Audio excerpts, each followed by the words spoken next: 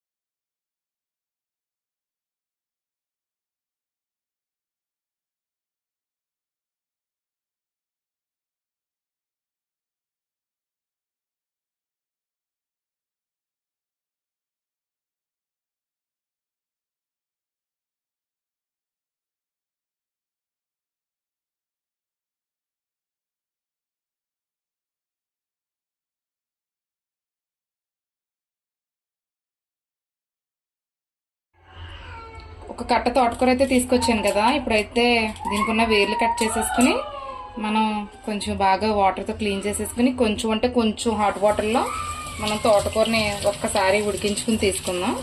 అందుకని నేనైతే ముందుగా కడిగేసుకుంటున్నాను తోటకూరని అంతని.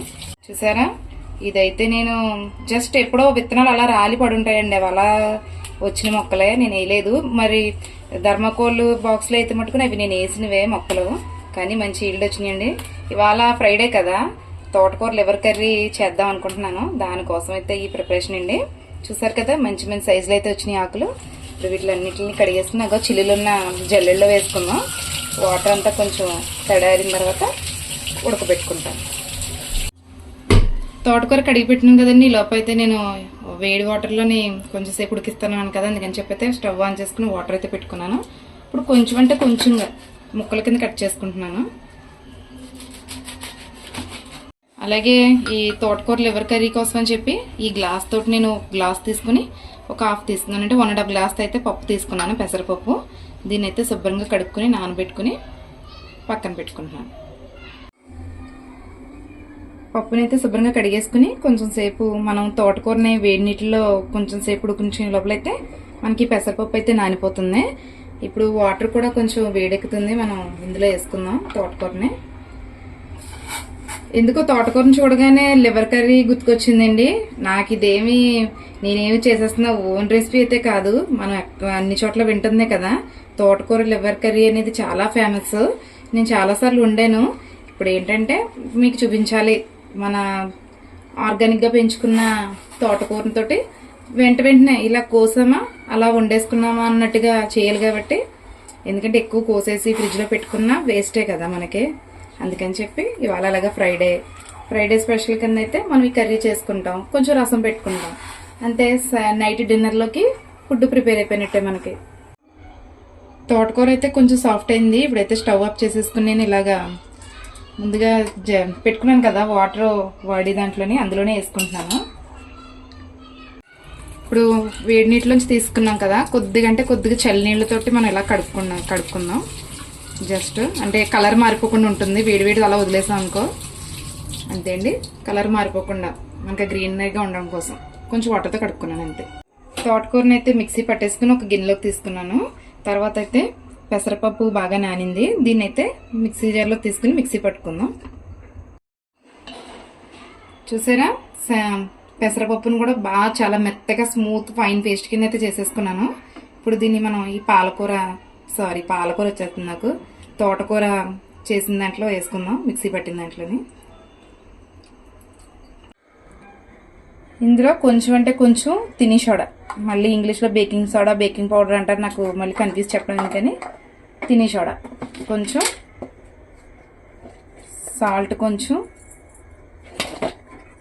అలాగే కొంచెం కారం, అలాగే కొంచెం పసుపు. ఇప్పుడు ఇవన్నీ వేసుకున్నాం కదండి, వీటిని బాగా మిక్స్ చేసుకుని మనం ఇడ్లీలు పెట్టుకుంటాం కదా, ఇడ్లీ పాత్రలు అయితే ఆవిరిలో పెట్టుకుందాం, ఆవిరిలో పెట్టి ఉడికించుకుందాం. ఇలా చిల్లులున్న ఇడ్లీ పాత్రని అయితే తీసుకున్నాను, దానికి కొంచెం ఆయిల్ అప్లై చేస్తున్నాను, ఎందుకంటే మనకి ఉడికిన తర్వాత చాలా ఈజీగా వచ్చేయాలి కదా తీసిన వెంటనే. ఇంకో ప్లేట్ కూడా పట్టిలా ఉంది, వేరేది కూడా ఉంది నా దగ్గర, దాంట్లో కూడా పెట్టుకుందాం. ఇది రెండో ప్లేట్, దీంట్లో కూడా వేసుకుంటున్నాను, ఎందుకంటే ఒక దాంట్లో సరిపోలేదు. నేను ముందుగా ఇడ్లీ పాత్ర అయితే పెట్టుకున్నాను అన్నాను కదా, అది కొంచెం వాటర్ బాగా బాయిల్ అయింది. ఇప్పుడు ఈ రెండిట్లని అయితే ఇందులో పెట్టేసుకుంటున్నాను.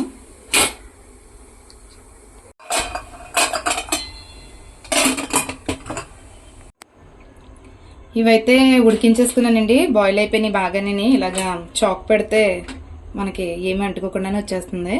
కానీ ఇది చల్లారిన తర్వాత మటుకి తీసి కట్ చేసుకుందాం, ఎందుకంటే ఇలా వేడిగా ఉన్నప్పుడే కట్ చేసుకున్నాం అనుకోండి కొంచెం షేప్ బాగా రాదు మనకి పీసెస్, అందుకని చల్లారిన తర్వాత కట్ చేసినది చూపిస్తాను మీకు. ఇవన్నీ అయితే ముక్కలు కట్ చేస్తున్నానండి, ఒక్కొక్క పీసు కూడా మనం ఊహించిన దానికంటే కూడా చాలా సూపర్గా వచ్చింది. చూసారా ఎంత సాఫ్ట్గా కూడా ఉందనని. ఇవన్నీ ఇప్పుడు ఆయిల్లో ఫ్రై చేసుకుందాం. ఆల్రెడీ ఆయిల్లో ఫ్రై చేసుకున్నాను, చూసారా అచ్చు లివర్ ముక్కల్లాగా అయితే ఉన్నాయి. మిగతా అన్నీ కూడా ఫ్రై చేసుకుందాం. మొత్తం ముక్కలన్నీ ఫ్రై అయిపోయినాయండి, ఇంకో కొన్ని మాత్రమే ఉన్నాయి, అందుకని చెప్పని పక్క స్టవ్ మీద అయితే మార్చుకున్నాను.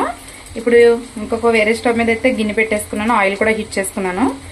మనం కూర కోసం అని చెప్పని ఒక 3 పెద్ద సైజు ఆనియన్స్ అయితే తీసుకుని ఇలాగా చాపింగ్ దాంట్లో వేసుకున్నాను, చిన్నగా ముక్కలుగా తరుపుకున్నాను. చూసారా మంచిగా ఆయిల్ అయితే వేడైంది. మనం ఈ తోటకూర లివర్ కర్రీలోకి అయితేనండి కొంచెం ఎక్కువ ఆయిల్ అనే పడుతుంది, అందుకే కొంచెం ఎక్కువ ఆయిల్ వేసుకున్నాను. అలాగే ఇందులో మనం ఒక స్పూను అల్లం వెల్లుల్లి పేస్ట్ వేసుకుని ఫ్రై చేసుకుందాం, పచ్చివాసన పోతుంది. అలాగే కొద్దిగా కరివేపాకు. తర్వాత ఈ ఆనియన్స్ బాగా మగ్గినాయి కదా, ఒక 2 మీడియం సైజు టమాటోస్ తీసుకుని ఇలా అయితే పేస్ట్ చేసుకున్నాను, దీన్ని కూడా వేసుకుని మనం బాగా ఫ్రై చేసుకున్నాం. ఇలా బాగా కలుపుకుని టమాటో కూడా పచ్చివాసన పోయేంత వరకు అయితే మగ్గించుకుందాం. ఉల్లిపాయ టమాటో బాగా మగ్గింది కదండి, కారం వేసుకుంటున్నాను మన టేస్ట్కి కూరకి సరిపడని.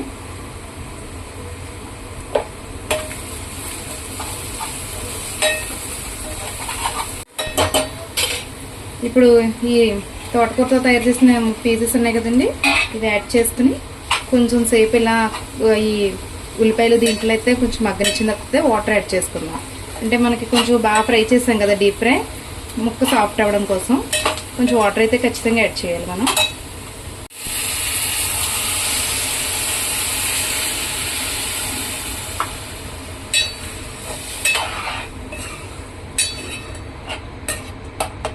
చూడడానికి అయితే మంచి కలర్ఫుల్గా బాగుంది, దీన్ని టేస్ట్ చేసినట్టు ఉంటుంది, దీంట్లో ఎలా ఉందని దీనిని.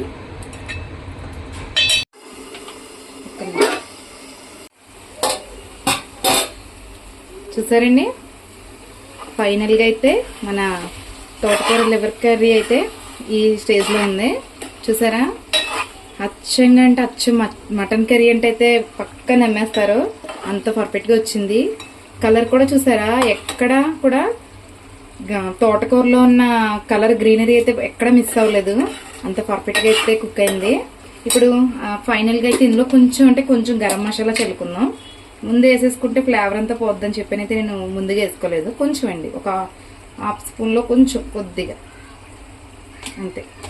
నేను టేస్ట్ అది సాల్ట్ అడ్జస్ట్ చేసేసుకున్నాను, అంత పర్ఫెక్ట్గా ఉంది. చూసారా ఆయిల్ కూడా ఎంత బాగా చక్కగా తేలుతుందని కర్రీ. ఇప్పుడైతే ఇంత మంచి కూరని అయితే మీకు నేను టేస్ట్ చేసి ఎలా ఉందనేది మీకు చెప్తాను, అందుకని చెప్పి ఒక చిన్న పీస్ తీసుకుంటున్నాను. స్టవ్ కూడా కూర కూడా బాగా దగ్గరికి అయిపోతుంది కదండి. ఇంకైతే దించేసుకుంటున్నాను. దించేసుకునేది ఇప్పుడు ఇది కొంచెం కొద్దిగా చల్లగా అయిన తర్వాత టేస్ట్ చేద్దాం.